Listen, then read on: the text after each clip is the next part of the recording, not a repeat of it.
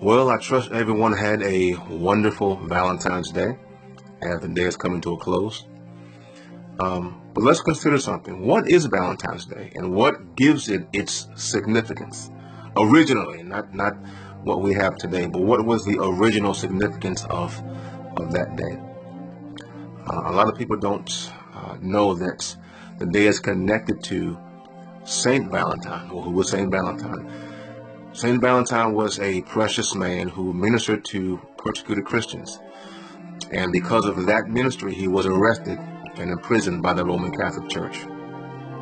And he was sentenced to die. And while he was in prison, he prayed for the daughter of the judge who sentenced him, who was blind. And the Lord graciously restored the sight to this precious young woman. And before he was sent to martyrdom, he wrote this young lady a letter and he signed it, "Your Valentine." So the original significance of Valentine's Day comes out of love, the foundation of which is service. And it's that love and that heart to serve and to lay himself down for another is what gave rise to what we call Valentine's Day today. It wasn't until the 14th century when Geoffrey Chaucer kind of romanticized the whole story of Saint Valentine. But the original power and the original significance of the story is a man who laid his life down for the sake of others, ministering to them, refreshing them, helping them in the face of certain death and certain martyrdom.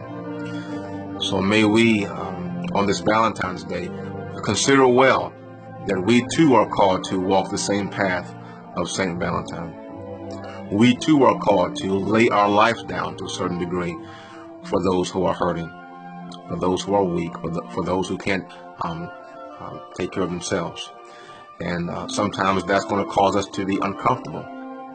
Sometimes that's going to cause us to have to be in anguish for the sake of those who are hurting deeper than we are.